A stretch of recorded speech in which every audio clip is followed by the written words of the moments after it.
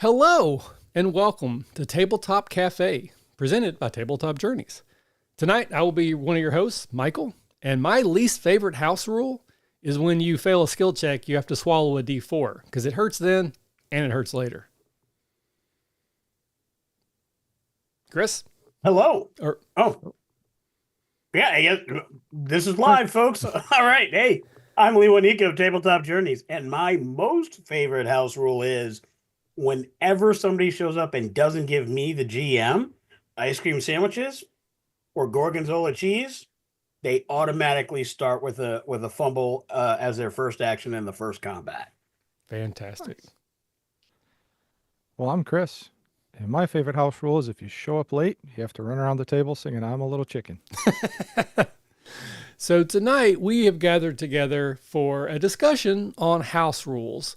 This will spread the breadth potentially of lots of RPGs. Probably will be a lot of D&D centric stuff, but not all. And some of it will be applicable to multiple systems.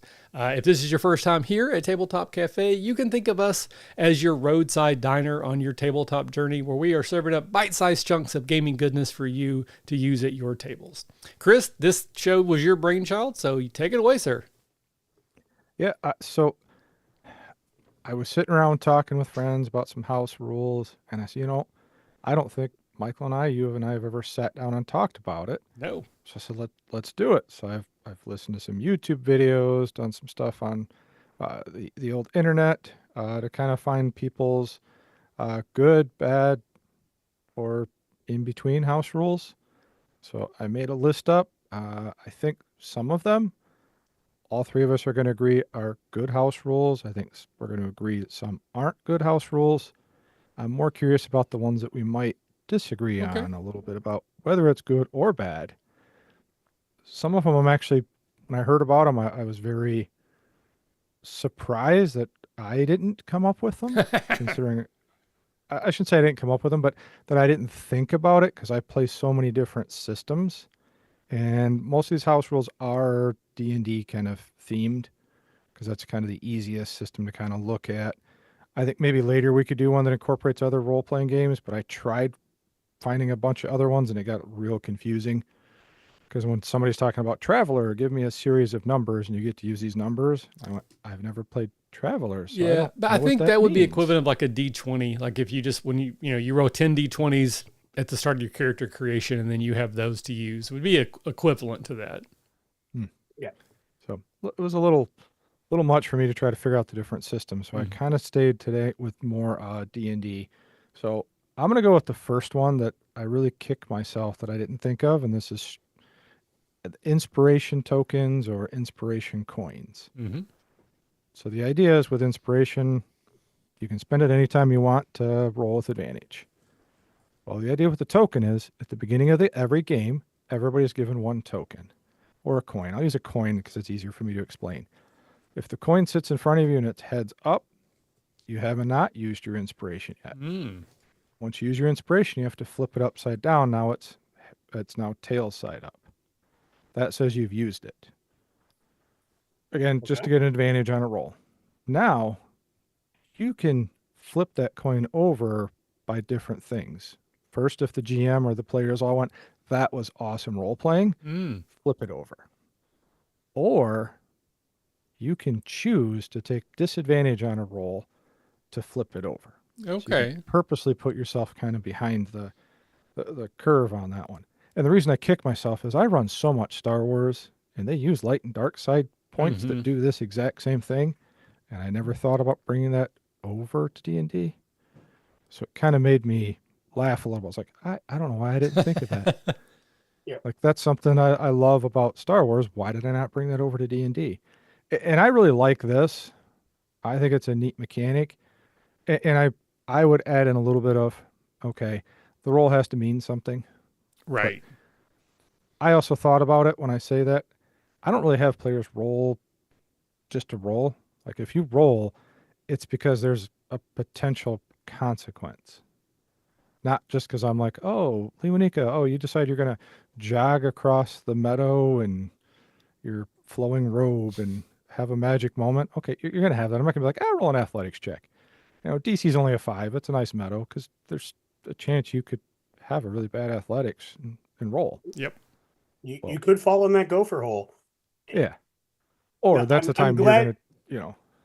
Yeah, I'm glad you mentioned that because I was thinking as you were saying, I love everything about that, but the caveat has to be it has to be consequential roles. I, as a GM, like you, Chris, we've been at this for more than a hot minute. Same thing with Michael. We know don't roll if it ain't important. Yeah. Right. So, in a game that the three of us are running, you don't even need to have a caveat because we wouldn't put ourselves in that situation. We would know better than to put ourselves in that situation. I'd wager we're probably more frequently, especially if we're in a convention setting, telling folks, no, don't roll. I'll let you know if you have to, Hmm. more frequently Mhm. than we are asking somebody to roll for something inconsequential. So for veteran storytellers, GMs, DMs, that rule is absolute perfection. If you're relatively new or brand new, you got to read the sidebar on that, which is this is for important roles, combat roles, the big exploration role to make sure you find the secret entrance, or which shouldn't be behind Right. A a, a, roll. a roll wall Yeah. anyway. But or something. But it's got to be consequential. To tell that the king is lying. Uh, these are the types of roles that it has to be on. It can't be were my manners okay at dinner? Right. you Right. know, Yeah, I do like that as a house rule. I there's a lot of elements to that I think would work well at a table, especially if you're like it's your regular group, you've been playing for a while. They can self manage in a way. It's like, oh, I just got the laugh out of the GM. I know I can turn this back over. Oh, this just happened. I can turn it back Mhm. over. But I use inspiration more like Benny's from Savage World. So like yep. I give out, I do use chips. I have our Catacon chips. I always use them for that. And I do like the tossing of the chip. Like when someone does something really funny, like I will toss it across the table. And there's something about that element of it actually going across the table, kind of clattering as it goes to that person that I would miss from that system. But the downside is that sometimes I miss things. Like I've got, I'm trying to run things in my head and like I'm trying to remember like what did the NPC, did I tell them a thing? Did I forget the thing? So somebody might say a joke that like cracks the table up and I don't even clock it. So I like the element of that one more that like they can kind of self-regulate and go, oh, I just got a laugh from the table.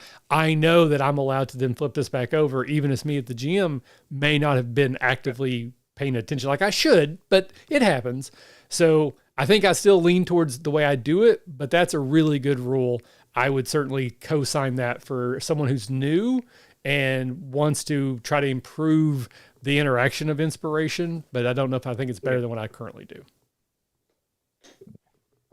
So I'll move on to the one that when I heard, I was kind of floored. Mm. I have played every edition of D&D. I have never, ever played with a GM that's used this, but I guess it's more popular than I realized. If you read the rules, it says you must defeat a monster to gain XP. So if you follow the purely written rule, if you don't strike the killing blow, you don't get the XP. So the idea with Mhm. this is you have to do the killing blow to get the XP. Yeah, back in like really early D&D basic First first edition. edition, that was like it was a thing that you would read about. I think like Knights of the Dinner Table did jokes about that where you would like steal a kill. So like the wizard Mhm. would hide, they would wait for the fighter and the cleric to like take the monster down and then they would like snipe magic missile from, 37 feet away, do 4 points of damage, kill the monster and get all the XP. That is absolutely something I house ruled immediately. That is not how that would happen at my table.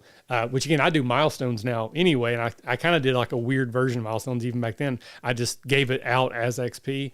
But yeah, house rule that no. There might be a type of game where that's fun. Like if everyone's in on it, that's the gag. You're playing like a one shot or maybe a two shot over a period of time. That might be like a funny way to interact with the rules and the table. But in a actual established campaign, that would be I'm not playing in this game level of red flag. Mhm. I would jettison myself Yeah. right out of a table that was doing that. I played by those rules for probably the first 5 to 10 years I played D&D.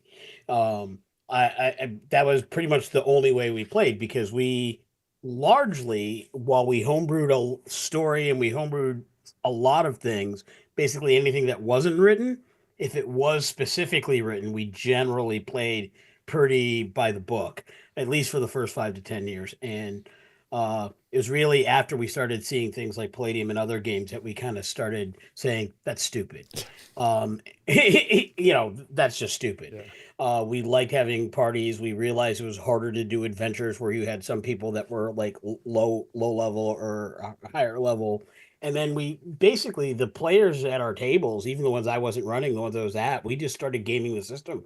Like it just got to the point where a combat would go an extra 3 rounds because somebody would get somebody to where they knew a healer would heal them like 2 points just to hold them so somebody else could get the kill. I Yeah. mean, come on, that's Right. When I'm playing arbitrary like and foolish. video games, like that's the sort of thing like Shining Force. If anyone's ever played those games, that is a technique I would use in that video game where you get more XP. I think everyone who contributed to the battle got some, if I remember correctly, but whoever did the killing blow would get the most, or maybe it was an all or nothing. And so I would do that in the video game to make sure that certain characters leveled up at a certain level. But in an actual RPG, absolutely not. And also, I think in those old editions, you got XP per gold. So like if you found a treasure chest and it was 70 gold, you got 70 XP or whatever the ratio was, which is why you would get to like the thieves would steal the treasure. That was because that's how they leveled up. They would not share it because they got to, they were XP farming as well as just, lining their pockets. So that's another one that I jettisons very quickly. Yeah, the phrase that we used to refer to it as, and I have no idea if this was the official rule, was "you kill them, you get them." Is how we always termed it.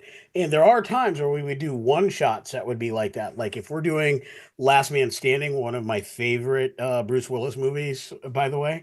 If we're doing Last Man Standing kind of adventure as a one shot, which is very, very fun, that would be a perfect opportunity to do "you kill them, you get them," because then this is a competition and you just set the rules. There's no PvP, but at the end, it's who's got the most. And everybody has their limited amount of resources, their limited amount of ammo. You got to start counting all the encumbrance. You got to start counting all the things. And then at the end of that, that's when you tally. And I think in that regard, it would work fine. I wouldn't do that by XP. I would probably do that by actual body count. So you have some token for each person that they take out, and then you'd give them the token, and you basically put them in whatever the setting is with as many folks as possible. Yeah. Mhm. Which, by the way, that could be a lot of fun at a catacomb this year. I might have to think about that. That could be some fun. I mean, I know like at last Gen Con, a couple of the people in my group played in like an official D&D sponsored tournament where you got points based on like how many creatures you defeated, how far into the dungeon you got, which puzzles you solved, which treasures you found. So there is a way to play quote unquote like competitive D&D, but that's not a campaign. That is a, hey, we're doing this one thing kind of for fun with these specific rules. So I'm not saying it wouldn't be fun under the right circumstances, but if like, hey, we're going to get together and start a new campaign, if that's one of the rules, I probably would pass. Yeah, because quickly it would devolve away from the part I love the most, which is the story, the narrative, Right. And the camaraderie or the conflict, interpersonal relationships. It would quickly devolve into, well, I guess I got to get the bigger sword. It doesn't matter if it doesn't make sense for my character. I guess I got to get the bigger spell. It doesn't matter if it's not thematic or not. Like it would just be, hey, I'm just going to push over this wall onto the army. It doesn't matter if the town is now defenseless for the rest of time and creation. Yeah. It just, it's not good long term. To me, I've always liked playing some of the support characters. So to me, this would just, why would I play a cleric that's going to run around and heal you? Right. I'm level 1, you're level 10. Well, here's your cure light wounds. Good luck. There's your 6 health. Mm-hmm. Oh, you just took what, 50? Sorry. I'm first level. To me, I'll use the word lucky because I've never had a GM that's ever used that. From the time I was 14 and started playing, almost every GM has done a version of milestones. Or, all right, you all get 2,000 experience points for the combat and 3,000 for role playing. Oh, and Michael, that really cool thing you did, you get an extra 500 experience points. So that was your bonus was, and your encouragement to do cool things was you got extra XP, not you stole the kill.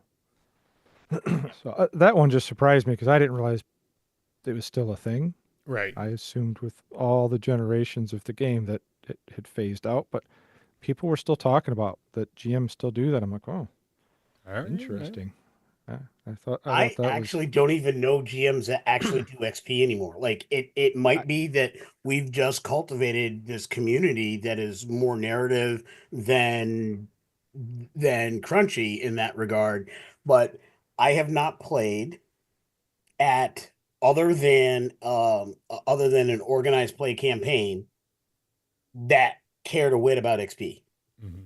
Like nothing. And technically, even organized play doesn't use XP per se anymore. You do the 4 hour adventure, you do the 2 hour adventure, and you get X amount of whatever the advancements points. At least that's how Adventures League was. I don't know about the new program. And it felt like, though I didn't look into it because I wasn't playing actively, but when I sat in at a Pathfinder's organized play event at a con earlier this year, it felt pretty much the same way in that regard. Is everybody there did the 2 hour adventure or the 4 hour adventure.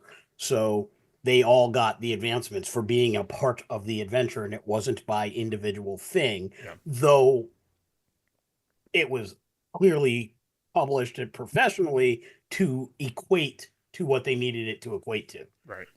So Yeah. I I mean, spend that's kind of some my experience. time on Reddit. Like I don't post a lot there, but I do like just kind of like, lurk.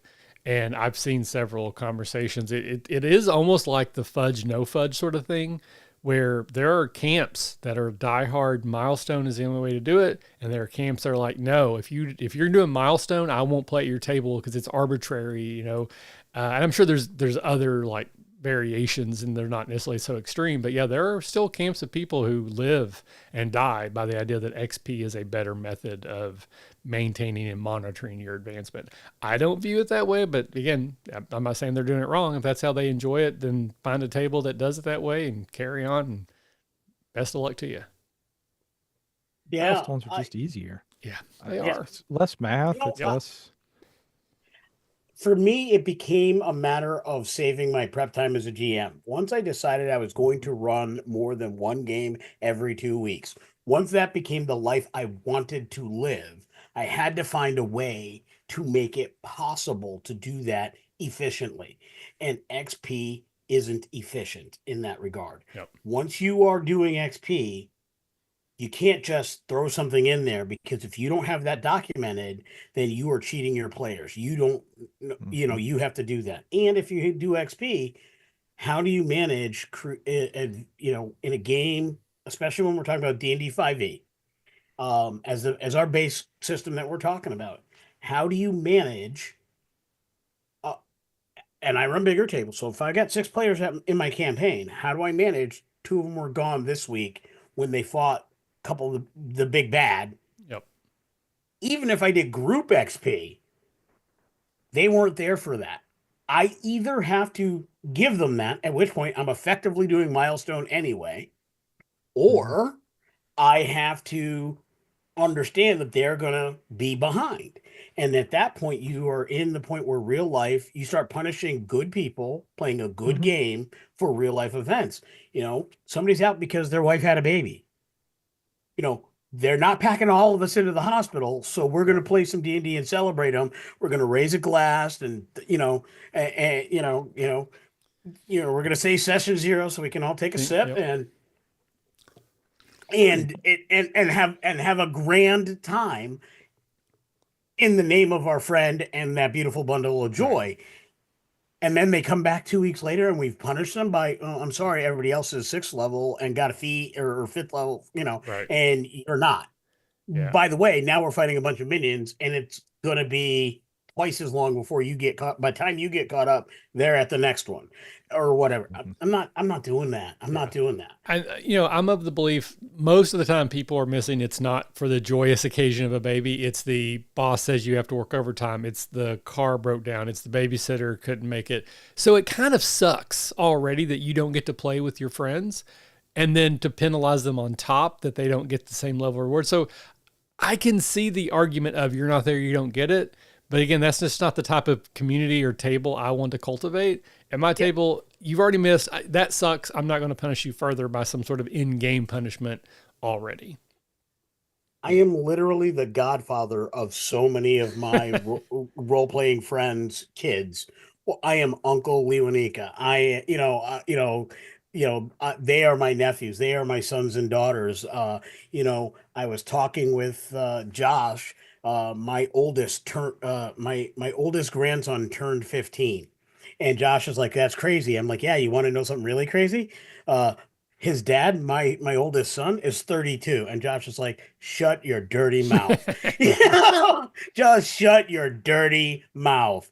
And I'm like, "Yeah, that's what we're talking about." And he's telling me, his son Holden. I remember when Holden came home from the hospital the first time, and his son is doing great things in his career, just got a new apartment in Brooklyn. He is doing the things. And I'm like, I'm not punishing anybody for real life. Your boss called you into work, ain't because you want to be there. I don't know anybody who's working unless they're doing something like this full time because they want to. Right. Yep. They may like their job, they may love their coworkers, but at the end of the day, they call it a job. That's right. Yep. The car broke down. No one wants to be on the side of the road changing a tire in the rain. Absolutely. Yeah. All right. What's the next one, Chris? I think we're all on the same page there. Yeah. So the next one is one that I've actually toyed around with in my head. So we'll just do a quick scenario. Michael, you're playing the monk. Your character's up there punching the bad guy. Lewanika, you're playing the archer. Draw your bow back. Fire into the melee. You roll a 1. Roll your damage because you just hit Michael. Yep. I have played that way. I no longer would play that way. I'm 50-50. I'm 50-50 with that, and it is fairly consistent. It really depends on the scenario. So that is a homebrew rule that is very scenario dependent. If it narratively makes no sense for anybody to have done that shot or taken that shot, I might say something, hey, the enemy's going to get, their partial cover. So they get that +2 bonus to their AC. If you miss the enemy, but hit within that partial cover, Michael's the partial cover. So a 1 isn't going to do it. It's literally Michael became the cover. So your percentage chance of hitting Michael is, it's actually a bit larger than a 1, right. but it's odd in the way it's placed. It's not rolling the 1, and that is narratively because you're making a choice to do something dangerous or what have you. And I would also never allow that to kill Michael. I would narrate away from something like that, right? Or what have you. And by the way, that's just to hit him. If the hit doesn't actually hit Michael's AC, then Michael's fine also. So it's not like an auto hit. It is, that's just where the arrow landed. If Michael's AC's, a 16 and that sweet spot was a 14, Michael caught the arrow in his armor. That's not going to do anything to Michael. So I do kind of limit what it can do. But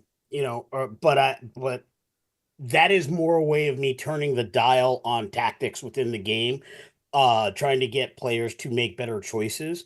And I say that knowing that one of the greatest moments in one of my longest running campaigns, we're talking like I joined it in 94. It's been running since I think 88. Still running today, that campaign world was when Josh said, only I can make this shot, rolled a critical 1 and shot one of the other player characters in the back in a critical battle. We actually ended up losing that battle to the enemy. Like the whole kingdom was lost during this fight kind of thing. Right. And it was a huge, amazing moment that I would never want to take away. And it was because of that exact rule. So I would not want to eliminate it, but I do try to make sure it's managed so that it adds to the drama and the fun. It doesn't just make people feel crappy about playing the game. Yeah, I think for me, this is one of those where it doesn't matter until it matters. So I can envision a scenario where the big bad may have surrounded themselves with like cultists that they have like mind controlled. And as a way to try to prevent the party from doing damage, they line up their cultists in front of them. I'm like, hey, if you try to shoot, the cult leader and you miss, you might hit one of the cultists. So in that particular battle, that becomes a strategic element they have to work around. Maybe the ranger or the ranged fighter has to use different tactics. That battle, it becomes an interesting one-off sort of battle. But I don't think I would ever do that in like every combat, because then you were only penalizing ranged combatants. Like the other, like unless you're going to say we're both punching him, or the guy with the sword might hit me because we're on opposite sides, then it's only something that's affecting people who use ranged combat. And if that's going to happen every time, well, the barbarians are going to run up every combat. Every combat, I might hit the barbarian. I think that becomes less fun for the ranged combatants. Again, I'm not saying it makes sense, totally makes sense to me, but from a game situation, I don't think I would make that rule as a standing always rule, but maybe a sometimes this battle, because I think it would be fun to make the ranger do something different type of a thing. What about you, Chris? Oh, sorry. Or let Chris go, and then you can jump back in. Yeah, Chris, you go. You chime in on this one. I said I was toying around with it. Really, my idea was in certain situations, kind of like you said. You're in a narrow tunnel. The fighter's in between you and the bad guy. You got to shoot past them. And I thought maybe not a nat 1 hits, but you have disadvantage because you were trying not to hit your teammate. Right. Or I might say, again, all right, Lewanika, you're narrow hall, you're firing. Are you trying not to hit Michael? And if you're like, dude, I'm just shooting. Okay. And that one, you're going to hit him. Otherwise, roll disadvantage to kind of aim and not hit him. Was kind of my thoughts on it. And again, it would be very situational. It wouldn't be, you're fighting a dragon and your human runs up there and you roll a 1. Well, a dragon's kind of a big creature. Right. Unless he picked your guy up and stuck him in the way. Yeah. A pretty good chance you're not going to hit your buddy. But like I said, I was toying around with the idea of in certain situations was my thoughts. I think Michael said it best. It only matters when it matters, or it doesn't matter until it matters. Mm-hmm. And while I think I started by saying I'm 50-50 on it, that actually isn't accurate. I think I'm more closer to exactly what Michael said, because I don't do it all the time. Generally, if an archer throws a 1, I'm probably going to say, your arrow, the fletching went off and it did nothing. If they rolled a second one in the same combat, like you're sucking tonight, your bowstring just broke, you're going to have to take an action to get that fixed before you can fire with the bow again. He rolls a third one. Yeah, I'm probably using it at that point because Johnny should just stop throwing arrows right now. He's not good at it. Karma, universe is saying stop. Yeah, right. Yeah. At some point, one, you burn those dice, melt them down, put them in something, seal it, and send it out to sea to fall into the Marianas Trench, and hopefully an aboleth will swallow it and die. This is just not good. But aside from that, it can't be an every time thing. It can't be an always. It has to be narratively important. It has to be the big bad putting the cultists in front. It has to be that this is the final battle of the campaign, and this is the thing that could make or break the situation or what have you. Or you guys are brand new novices. It's your first adventure. I might do it then just to say your first level. You don't know what you're doing. Right. There are times where it matters, but I'm not doing it every campaign. I'm not doing it every encounter. I mean, an adventuring day is 8 combat. It should be 8 encounters long, assuming at least 3 of them are combat.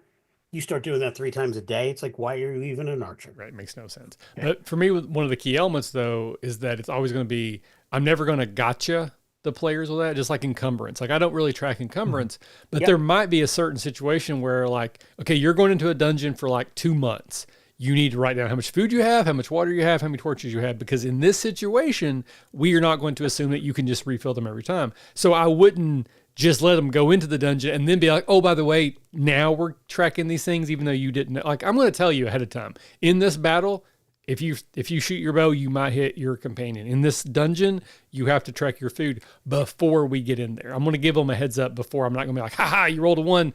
I'm sorry, you just, killed the other PC. I don't think that's fun. Yeah, and same thing with me. And for me, it's like, I would look at the situation. If we're playing figs on the board, I would say, that's a tough shot. Are you sure you want to do that? You know, kind of what Chris Yeah, indicated. And then I would say, here are the possible consequences of your action. right, You tell me what you want to right. do.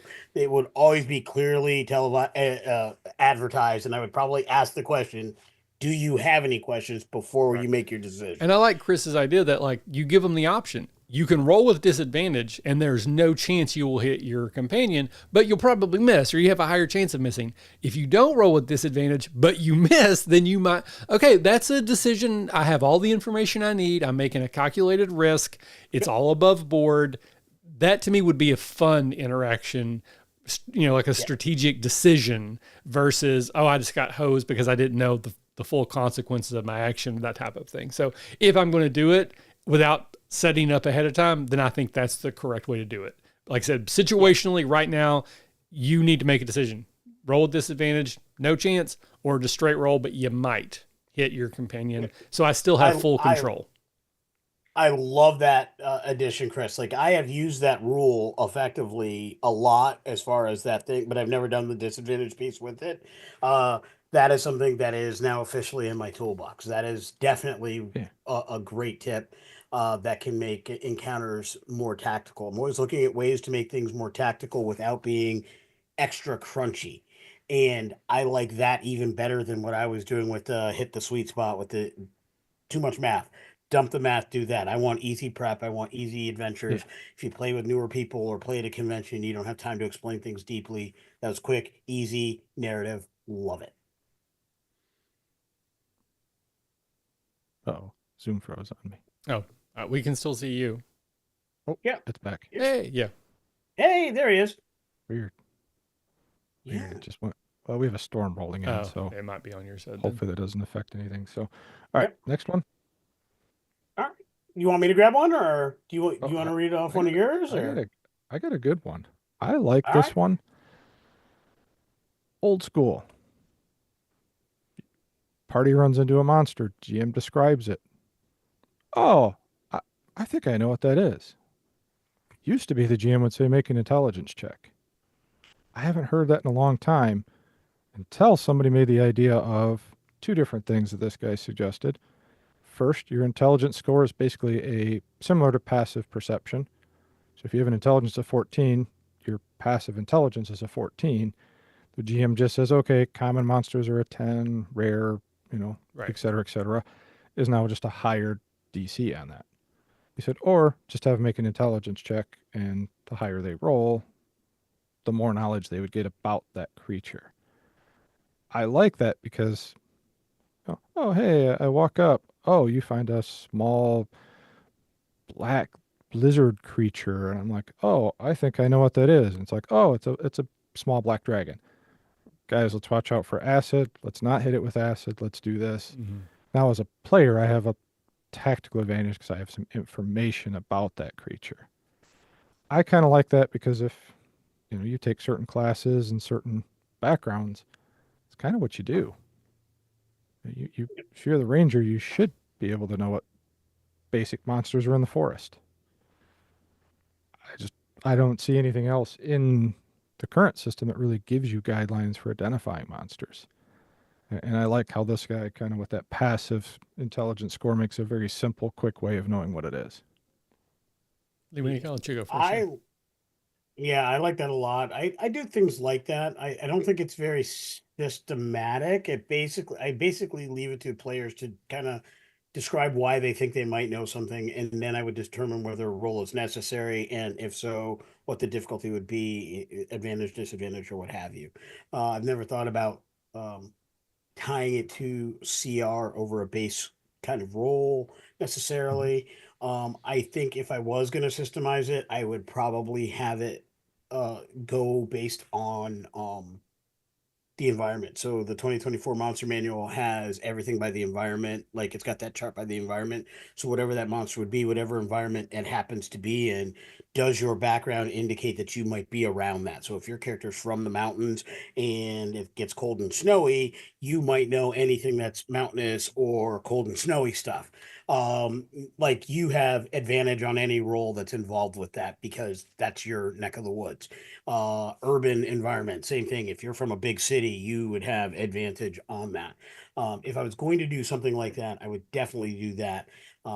Tragedy that those type of features have largely been removed from the Ranger, because when they used to have the ability to have a start with one or two and gain additional environments as they went, that was kind of their bread and butter in 3.5, and what they wanted to do in 2014, but kind of fell through.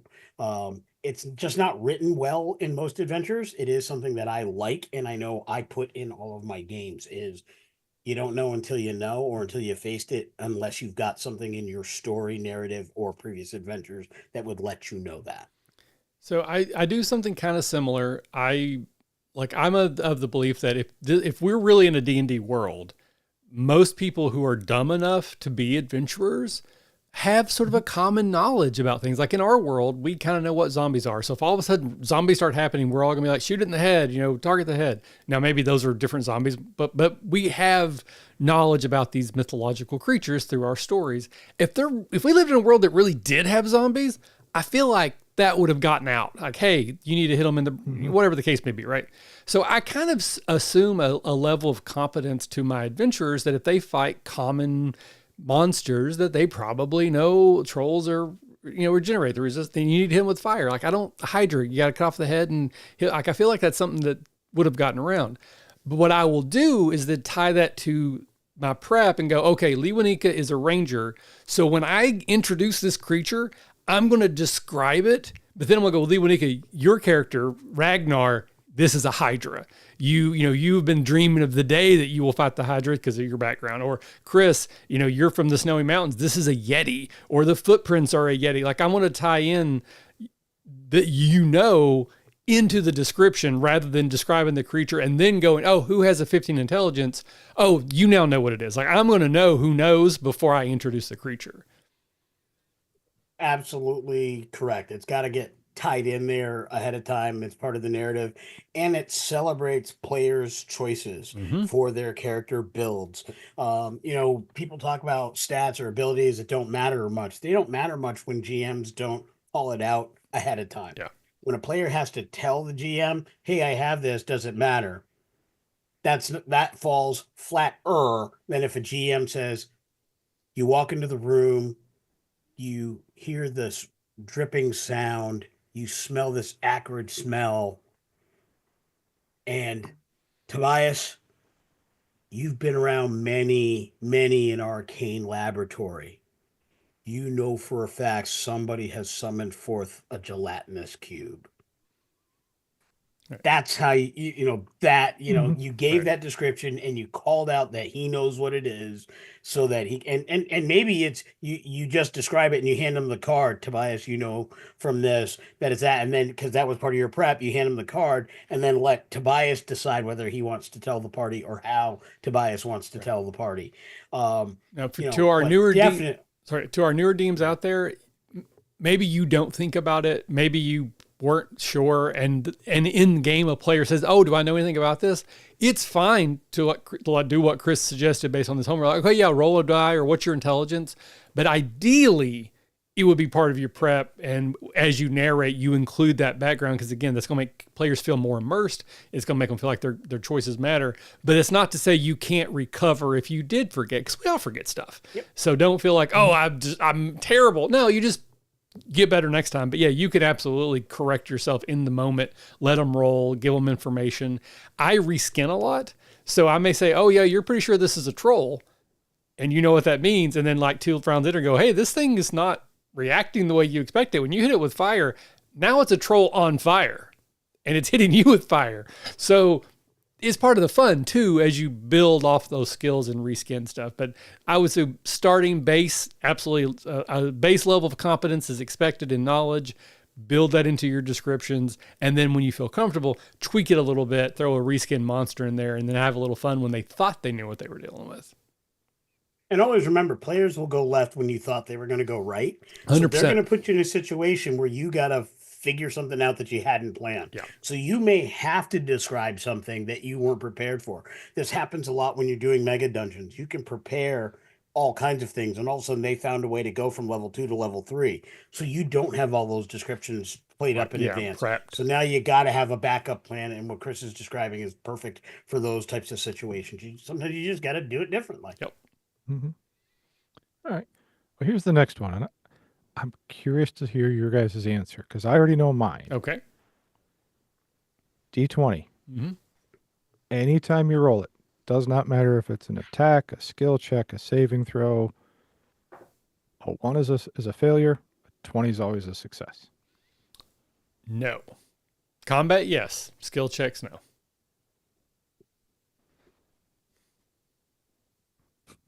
It is rare that a 1 it will ever succeed at being Correct. a success. So I don't think it matters terribly much, and largely mostly because if you're playing at the lower levels, a 1 is going to be a failure because you don't have enough bonuses to make it a success. So it becomes what it is anyway.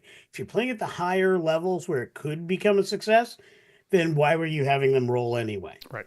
If you're playing a 15 or 16 level character and they could roll a 1 and hit an 11 or 12, you shouldn't be doing anything that comes in at 10. Just don't. Yep. Like, that's a waste of your time. You're asking for extra time on something that you should just have. And if it was important enough to roll, important information was there, the MacGuffin was there, or whatever, you tried to lock something behind a roll, and you're supposed to avoid that anyway. So pro tip, where your players' general average are or should be. Know what kind of rolls you should. Difficulties less than 10, most times there's no need to roll. Difficulties, you want to know where that is based on the average level of your party. I think there's like an overlapping issue here that causes a lot of problems with that particular rule. And that is, to Lewanika's point, that DMs sometimes will have characters roll when they shouldn't, or they're letting them roll when they shouldn't. Like the player says, I want to shoot an arrow to the moon. If I let them roll and they get a 20, does that mean the arrow hit the moon? No. Well, then you shouldn't have let them roll for that, because you were never going to let them be successful at what they did. The other side of that is, if there's a 5% chance that anything could happen, like, can I jump off this mountain and flap my arms and fly? Roll a D20. You got a 20? Yes. You are somehow flying by the flapping of your wings. In a world where 5% chance anything can happen, that world will have exploded in a black hole 20,000 years ago, because you could not survive in a world where if there's a 5% chance that anything could ever happen would happen. And again, it's a game, it's silly, but that's my theory, is that you shouldn't let people roll for things if you know they're going to fail, other than because this comes up a lot, I will caveat and say, okay, Ranger, you want to shoot an arrow and hit the moon. That is not possible. I will let you roll, and you get a 20, something cool might happen, but at no point is an arrow going to actually hit the moon. But if you want to roll just to see if, like, you impress somebody or you fail miserably, and like, how does the world react to your attempt? Sure. But you cannot achieve the thing that you want to achieve. You want to try to, run and jump across the Grand Canyon. That is never going to happen. But if you want to roll a D20 and see how spectacularly you fail, or how cool looking you are as you fall, we will do that. But they're going to know before they roll that they cannot actually achieve what they want, but there still might be a reason to roll, if that makes sense. Chris? Mm-hmm. Ever Better says they're enjoying the conversation. Oh. So thanks for joining us. Hey. Cheers. So Hola. I agree with you guys that I don't use this. That only happens in combat. Mainly because, excuse me, what you just said on the 5% chance to succeed at whatever. That, to me, takes away certain things that are important to a character. Go back to using you two as an example. Michael, you're the bard. Lewanika, you're playing the barbarian. You decide as the barbarian, I'm going to go charm the king. You have a -3 on your charisma, right? Right, Lewanika? Yep. Oh, yeah. That 20, I charm the king. Well, you just took away the scene that was designed for Michael. Yeah. If I don't even give you the option that you could potentially roll that 20, you're going to go, I got a -3. Not my job. Your job, Michael. Yep. You go talk to him. Yeah. in a game where where players should feel they have the opportunity to try different things, essentially or effectively try everything. Like I have no problem with the barbarian trying to charm the king. Oh, yeah. But again, to Michael's point, let him know what the odds are. Right. Look, you are a barbarian. You smell like moose and elderberry, and you are literally stained with the fecal matter of what you slept in last night. One, you're at disadvantage off the rip. Two, the best you're going to do is not get thrown in the stocks. The question is the king going to be polite about it, or is he Right. going to say, bump his head on the car door when you put him in Yeah. the back of the cruiser? That's you're not rolling to succeed. You're rolling to see the way the world reacts to Right. what you tried to do. In And that that's case, exactly what Michael was talking like about. if the barbarian got a natural 20 or just got a really high roll, they got a -3, but they got a 19.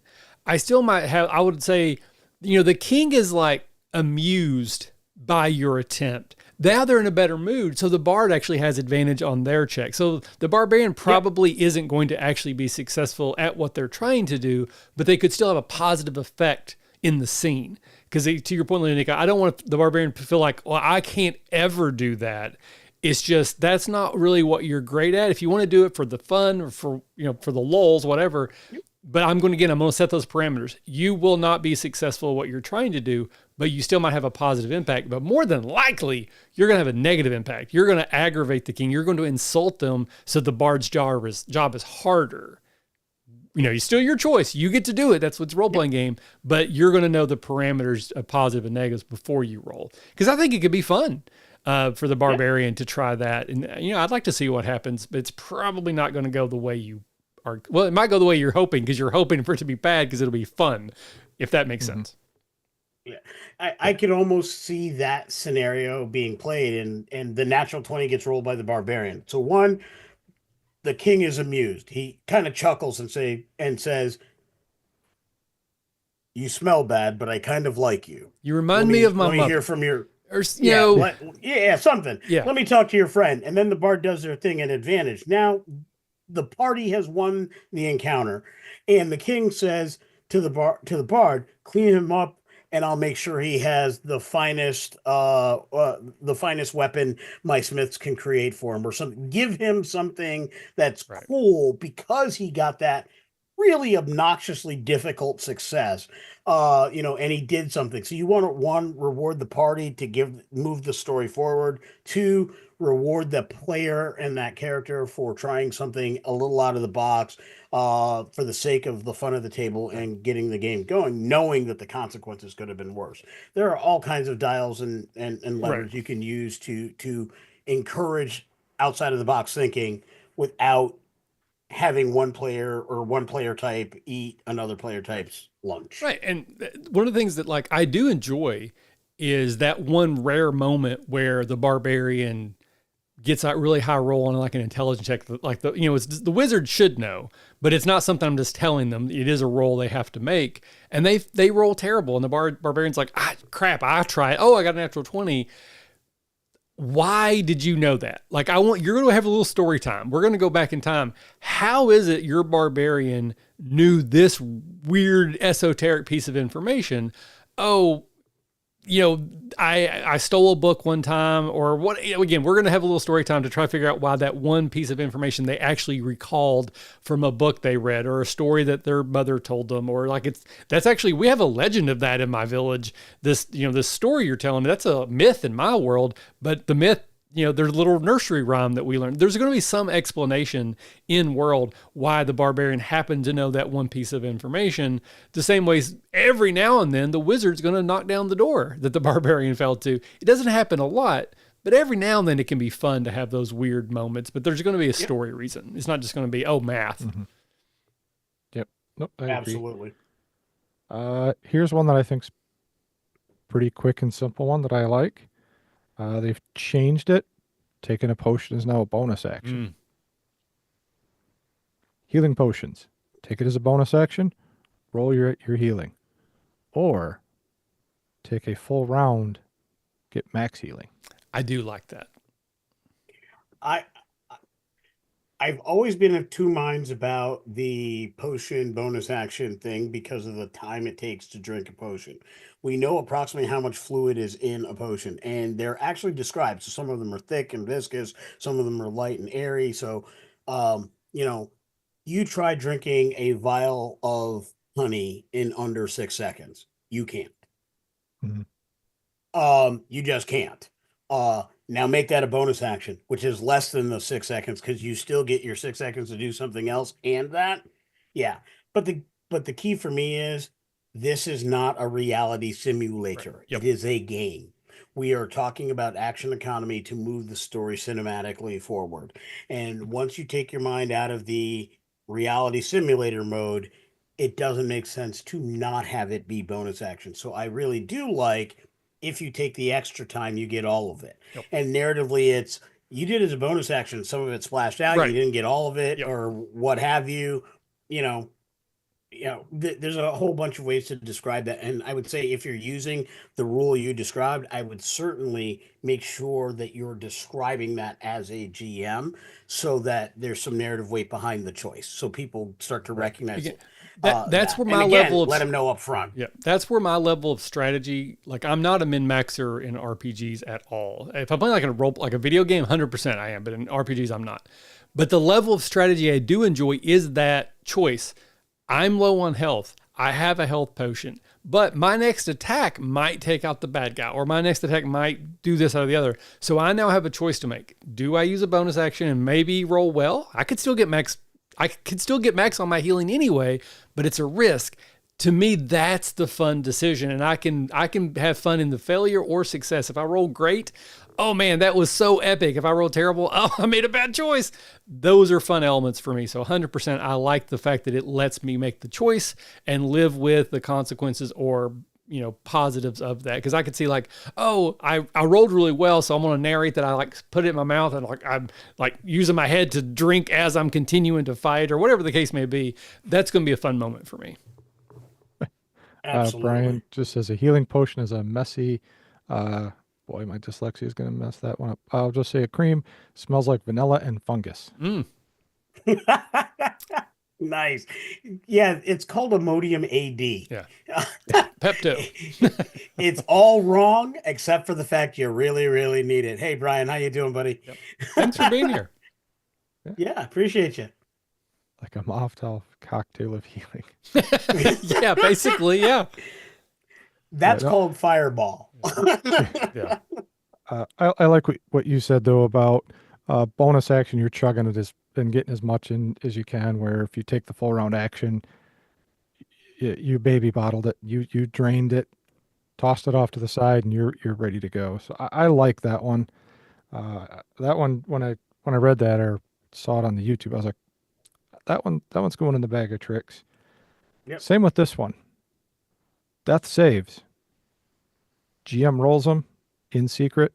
Players don't know until the final third one is rolled or somebody heals them. I kind of like that in like the Ravenloft game I'm running, where it's very dark, it's very horror themed because you really don't know. Where I know Lewanika, all right, you're down. Okay, you only failed one death saving throw. Okay, you're good for 2 rounds. Yep. Or you roll and you're like, yep, I made it. I'm stabilized. Well, but you didn't heal yourself. You're still unconscious. So I'll let Lunica speak on this first one. I have a separate, different take.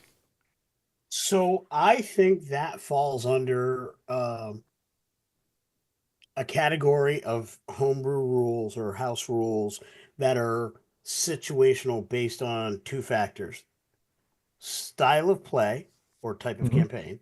Those are synonymous, flip flop them, and or players at the table and what they're in for. I think that that's exceptional with the right people. Yep. I think it's terrible at a convention or with people you don't know. correct. I am adamantly I hold very close the trust people place in me when I go to a convention. They have paid money, and depending on the convention, serious money, hotel, ludicrous cost for food, just the physical toll on their bodies by not sleeping well and eating garbage for 4 days straight. I know what it does to me. There's a reason why we talk about the convention ick for the 3 days that follow, right? They put themselves through all of that to sit at my table. They need to be able to trust me, and I need to conduct myself in a way that is worthy of that trust. And I think, especially when it comes to death saves, in a game that's generally fairly hard to die in, Yeah. if I am holding the keys to their death and I picked all the bad guys and I created the situation, I would rapidly lose that trust. I do not care to be a part of that process in that situation. Now, I'm playing with my friends that I've been gaming with for 30, 40 years. We are going to start a campaign or a mini campaign, and the goal is to be a gritty reality campaign. And we set this as one of the rules. Everybody bought in. I see enthusiasm for it, not a, well, if everybody else is playing it, then I'm like, yeah, let's get it. Then I'm fine with that. I do, however, play slightly differently.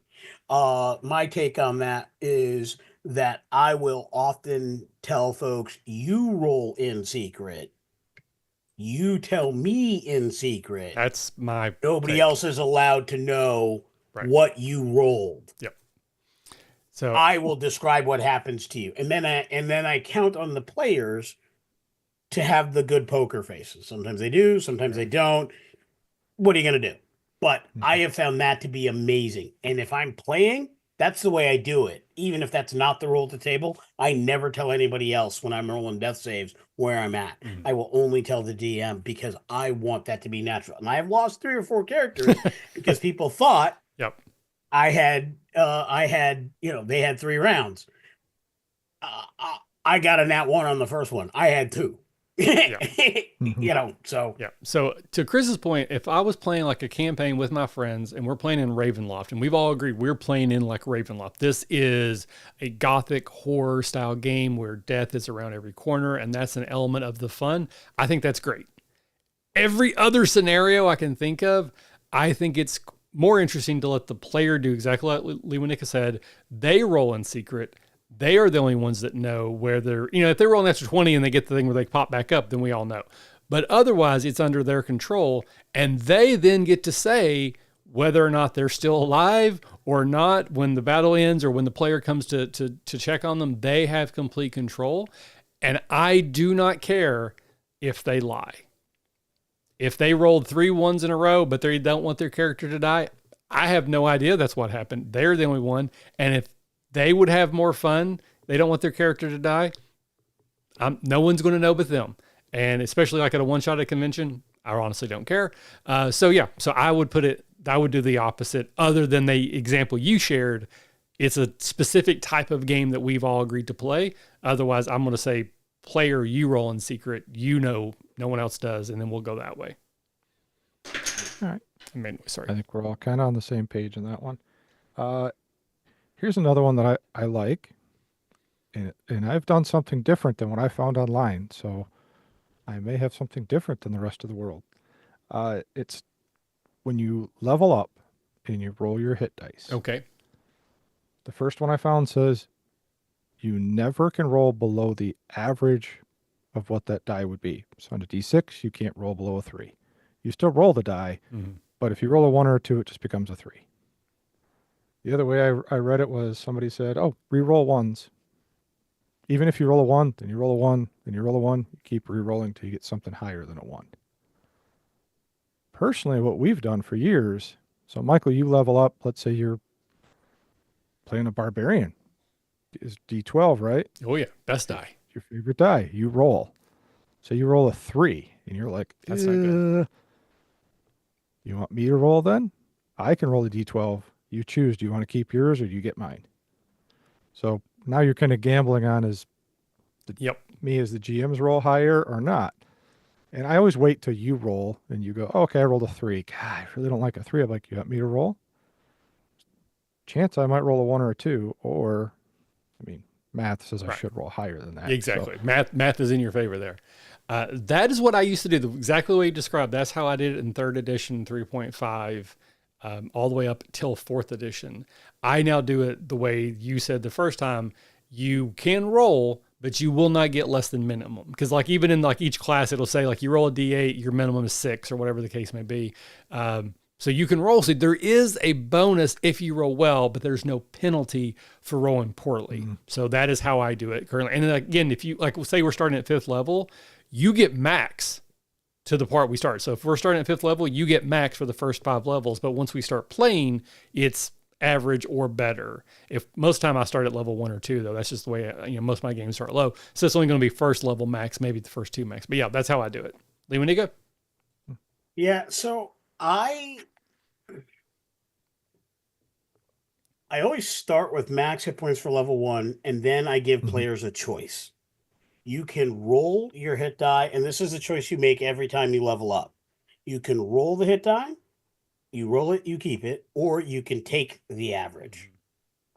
There's no roll and get to re-roll. And the reason I have come to that and have stuck with that was specifically because 5e has too many features and too many feats that allow, if you roll a 1, it becomes a 2, or if you roll a 1, 2, it becomes a 3. There's too many things that people will spend feats or get levels in a thing or choose a species or whatever. There's too many actual player character choices that do that thing to get to that median level that I don't want to eat the lunch of somebody's choices. Why would you take the feat that gives you that ability if I'm just going to do that anyway? It basically invalidates a feat choice. So I say roll or take the average. That choice is yours, and it's always the average plus your con bonus anyway. Right. So and mathematically it's very similar to what you're doing, but it is a choice. And then if they do choose, they're never going to get higher or whatever. As a player, unless a GM tells me I have to roll, that's actually what I do. I almost always just take the average. And I'm happy with that, and mostly because it's just faster and easier. Oh yeah. Yeah. But if I have to roll and take what I roll or average, I will always take the average. I will not roll. But yeah. So for me, that's kind of how I do it. But I do offer players the choice, and I find most players just choose the average. Yep. So we're at 9:00, and I'm loving this conversation. But Lewanika have to record something else immediately after this, so we are going to have to cut things here. But if you still got a list, because I have several that I also resource, so let's make this a to be continued situation. Yeah, I've got about 11 on my list. Okay. So so I've probably got another 11 or 12 on my list still to go. So we have a couple people hanging out with us. This. So please, again, I think a couple of you may have already dropped them in the chat. Whether you're watching now or in the future, suggest your own. We will continue this conversation at a future date. It may not be our next episode because I think we have a guest lined up for that one, but we will return to this topic in the future. If I can, I just want to grab the one that somebody put in Discord because I thought it was a particularly interesting house rule. Let me find it here. Okay. So while you're looking it up, we will go ahead and start our outro. Chris, where can people find you? I am generally on Discord. I don't really do a whole lot of social media. It's good for you. Mostly Smart. just because, I got real burned out. I use Facebook, but only for groups that I'm involved with. So like the LARP group I'm involved with some of that stuff. But mostly I'm on Discord channel. Also, starting in April, I have to find the dates, but we are starting back up with Smuggler's Blues the next season. Yes. We have some pretty cool stuff for the season, mixing some things up. We did our first season, which is me, Michael, and Kaylee doing our own streaming thing, and we try to do kind of an episodic thing, kind of like Firefly. Like there's kind of a thing going on, but each episode's its own little story. And I learned as a GM, I struggle with that. Don't know why. Give me a longer arc. I can plan game to game with a longer arc. but episodic was a little tough for me. So we're going to go back to a little bit more of a longer story arc, adding in a couple other neat things. So that's going to be every other Tuesdays, and I think it starts when we get back from the cruise. Okay. Excellent. Which we will be on the D&D cruise Yes. in, was it 3 weeks? 3 weeks. I think maybe I can't 4. wait for the debrief on that. Yeah, that's going to be a fun episode. Yeah. April 22nd is when we're starting back up with Redemption. So I'm excited. We've got some guests coming on and some other stuff that I don't want to spoil. So you can always find me there. Lewanika, where can people find you?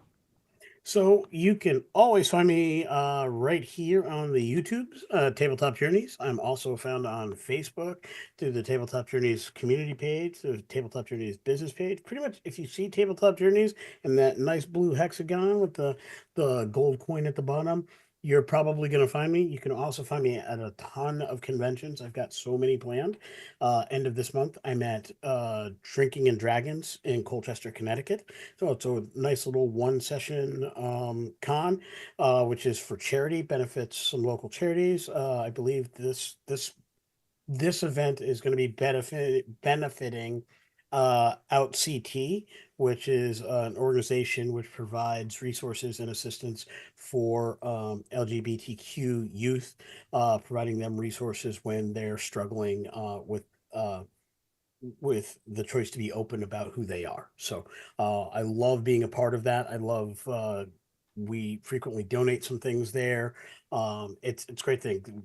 You'll see a lot more of it on our page. Tickets went on sale last Saturday.